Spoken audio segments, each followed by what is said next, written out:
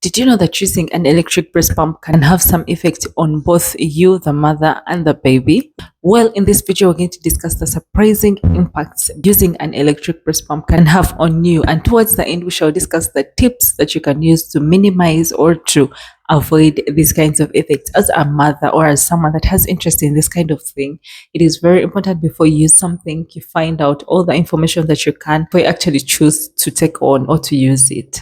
If you're new here, feel free to join the beautiful family by subscribing, liking, give this video a thumbs up, and let me know in the comment section what you think of the video.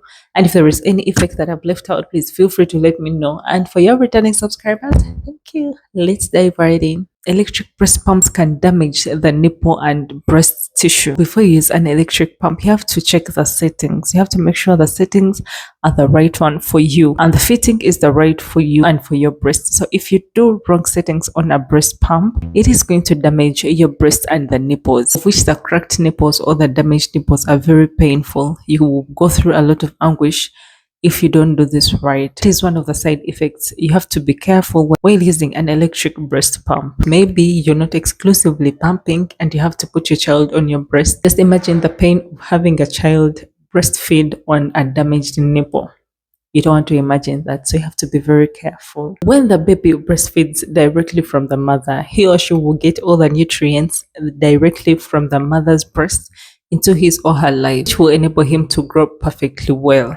However, while using an electric breast pump, it means you're going to express milk from your breast, put it in a container or a bottle that you use to feed the baby, or sometimes people express milk for storage. So just imagine storing this milk for 3 or 4 months or more and giving it to the baby later at a later stage. First of all, it means you have to unfreeze or to heat the milk before you give it to the baby. So just imagine reheating the milk might cause a depletion of the vital nutrients from the breast milk. Therefore, this might affect your baby's health. You need to be careful while doing this. While expressing breast milk, there is danger of contamination. If you have seen an electric breast pump, it has several parts that you have to put together, or while cleaning, you have to clean, but there are those parts that are unreachable. So which means in those parts, there might be bacteria that will keep on growing from inside. And this bacteria may find the breast milk the right place to grow.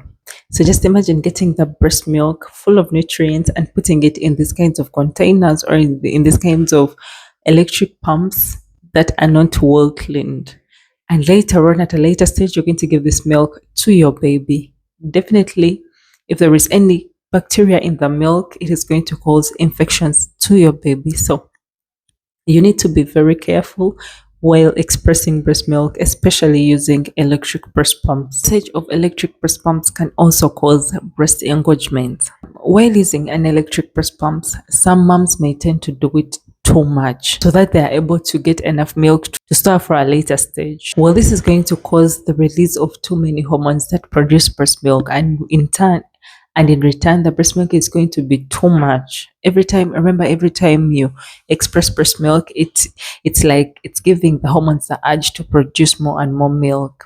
Now, if you're doing it exclusively, right, you're going to always have those big boobs, like they're going to be really full and they're going to be really engorged, which is very painful, which is very uncomfortable. You'll go through all that anguish. So for the mamas that are doing pumping exclusively without having a child breastfeed, you need to look out for this effect before you actually choose to do that. The impact of using electric breast pumps, the setup is very expensive. We all know an electric breast pump is not cheap. It's not so affordable to every mom. Also, the storage of the breast milk after pumping, it can also tend to be hard to do. So the setup itself is just, expensive, really.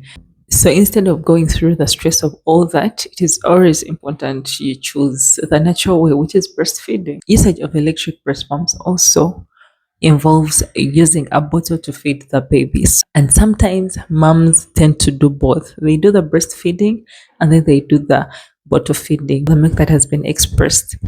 Therefore, sometimes this confuses a baby. Like the baby today is drinking from the breast, and tomorrow or later or after an hour he's drinking from a bottle.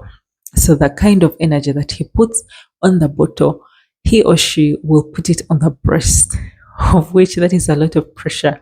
While he's using a lot of energy to get the milk from the bottle from the rubber, he will put the same energy on the breast, which is like skin. So this might be painful. First of all, might cause sore nipples because of the friction and all that. You need to look out for this impact as well. The baby might refuse to breastfeed anymore, right? So when you do the pumping today and then after an hour you're doing the bottle feeding, the baby might choose the bottle over your breast because sometimes you're not available, sometimes it's being fed, sometimes it's being fed by the house help or another person. So he might choose that life.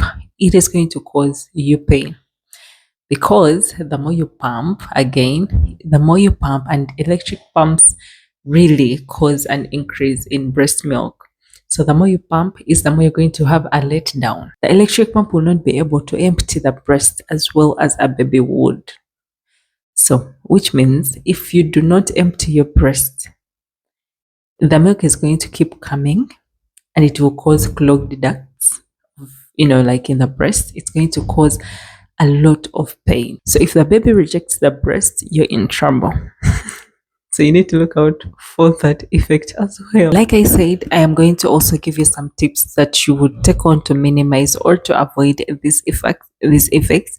And the first one is seeing a doctor. You can consult a lactation consultant for the best information, or you can see any doctor and he or she will give you the support that you need. He will give you all the information that you need about breastfeeding and about pumping so that you can avoid all these side effects. Contamination, he or she will inform you all about the storage of breast milk, how to store it, how to do everything perfectly well so that you avoid infections in your baby. The second one is obvious: breastfeed your baby.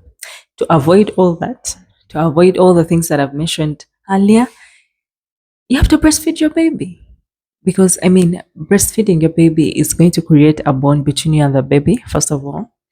Secondly, it's not going to give you the stress of having to clean bottles or whatever, or the electric breast pump itself. You will not have to prepare and all that. It is just a matter of putting your baby on the breast and he or she is good. So breastfeed your baby up to at least 6 months.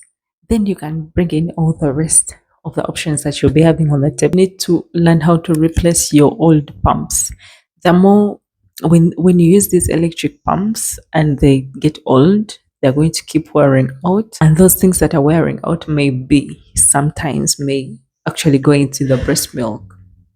We want to avoid any contamination, any kind of contamination into the breast milk. So what you have to do, at least if you use an electric pump for 8 months to 10 months, get a new one, try to buy a new one and replace the other one for good results. Then another one, you have to learn how to empty your breast. Make sure you express until your breast is empty.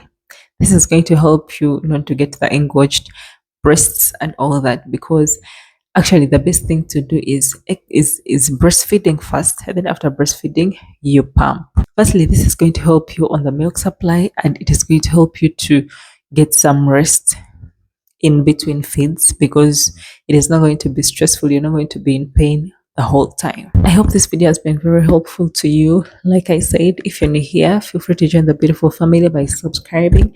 Let me know in the comment section what you think of the video, and if there is anything that I've not mentioned, please feel free to let me know. And for y'all returning subscribers, thank you.